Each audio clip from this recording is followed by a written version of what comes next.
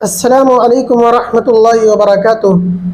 محترم دوستوں، امید ہے کہ آپ سبھی حضرات خیریت سے ہوں گے۔ اللہ رب العزت آپ لوگوں کو اسی طرح خوش رکھے اور کامیابی عطا فرمائے۔ میرے عزیزوں، ایک بہت خوبصورت واقعہ ہے کہ ایک مرتبہ کچھ چور ایک گھر میں داخل ہو گئے، مکان مالک کو پکڑ لیا، بیوی کو پکڑ لیا اور سارا مال لوٹ لیا، سب ایک جگہ بھر لیا اور مکان مالک کو پکڑ کر حلف اٹھوا لیا، زبردستی قسم اٹھوا لی۔ اور وہ قسم کیا تھی؟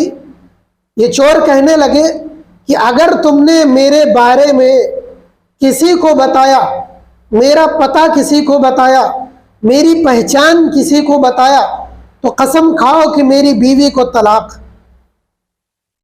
اب یہ مالک مرتا کیا نہ کرتا، پریشان ہو گیا، آخر کار مجبوراً اس کو قسم اٹھانی پڑی کہ ٹھیک ہے، میں قسم کھاتا ہوں کہ اگر میں نے تمہارے بارے میں کسی کو بتایا تو میری بیوی کو طلاق۔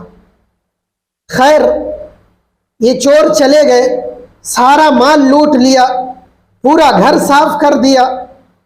اب دوسرے دن یہ صاحب مسجد گئے نماز پڑھنے کے لیے، تو وہاں غمگین بیٹھے، پریشان بیٹھے، اداس بیٹھے۔ امام ابو حنیفہ رحمۃ اللہ علیہ کی نظر پڑ گئی۔ آپ قریب تشریف لائے اور فرمانے لگے کہ کیا بات ہے، تم اتنے پریشان کیوں ہو، اتنے اداس کیوں بیٹھے ہوئے ہو، کیا بات ہو گئی، بتاؤ تو صحیح۔ تو یہ شخص کہنے لگا، حضرت کیا بتاؤں، اگر میں نے بتایا تو سب گڑبڑ ہو جائے گا، سب لٹ جائے گا، تباہ ہو جائے گا۔ تو امام صاحب فرمانے لگے کہ اجمالاً ہی بتا دو، اشارے میں بتا دو۔ تو یہ شخص اشارے میں بتانے لگا کہ میرے گھر چوری ہو گئی اور کچھ چور آئے تھے، انہوں نے مجھے زبردستی قسم اٹھوا دی کہ اگر تم نے میرے بارے میں کسی کو بتایا، کوئی پتہ بتایا، کوئی پہچان بتائی تو بیوی کو 3 طلاق پڑ جائیں گی، اس لیے میں بتا نہیں سکتا۔ اب کیا کروں، میں پہچانتا ہوں وہ چور کون لوگ ہیں، وہ اسی بستی کے ہیں، اسی محلے کے ہیں، میں ان کو پہچانتا ہوں، لیکن اب میں بتا نہیں سکتا، اس لیے اگر بتا دیا تو میری بیوی چلی جائے گی، کیا کروں گا۔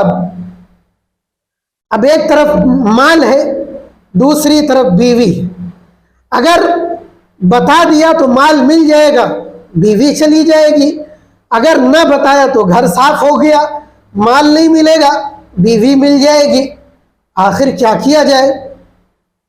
تو امام ابو حنیفہ رحمۃ اللہ علیہ فرمانے لگے کہ پریشان مت ہو، گھبراؤ نہیں، ایک صورت ہے کہ تم اس کا پتہ بھی بتاؤ گے، اس کی پہچان بھی بتاؤ گے، اور تمہاری بیوی کو طلاق بھی نہیں ہوگی اور تمہارا مال بھی مل جائے گا۔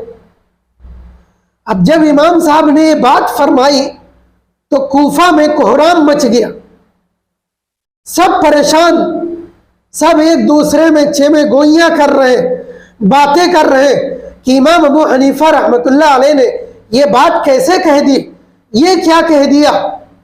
ارے جب اس نے طلاق دی ہے، اگر قسم توڑی تو طلاق پڑ جائے گی، اب اگر اس نے کسی کو ذرا بھی بتا دیا تو قسم ٹوٹی تو بیوی نکل جائے گی، لیکن امام صاحب نے یہ کیا بات کہہ دی کہ تم ہی بتاؤ گے، مال بھی مل جائے گا اور بیوی بھی تمہاری رہے گی، یہ کیسے ہو سکتا ہے۔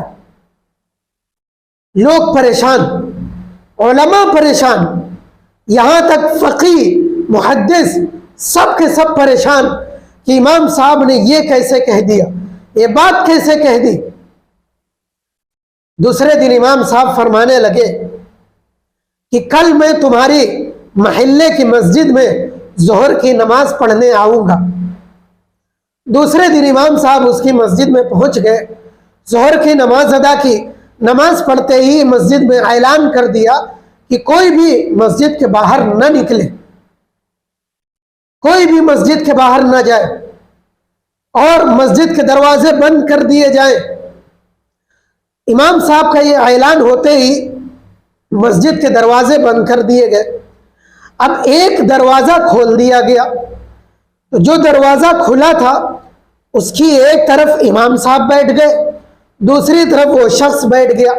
امام صاحب نے اس شخص سے فرمایا کہ ایسا ہے، اب ایک ایک کر کے آدمی نکلیں گے، ایک ایک کر کے، اور جو نکلے تم کہہ دینا یہ چور نہیں ہے، اور جو شخص چور ہوگا اس کے لیے تم خاموش رہنا، کچھ نہ کہنا۔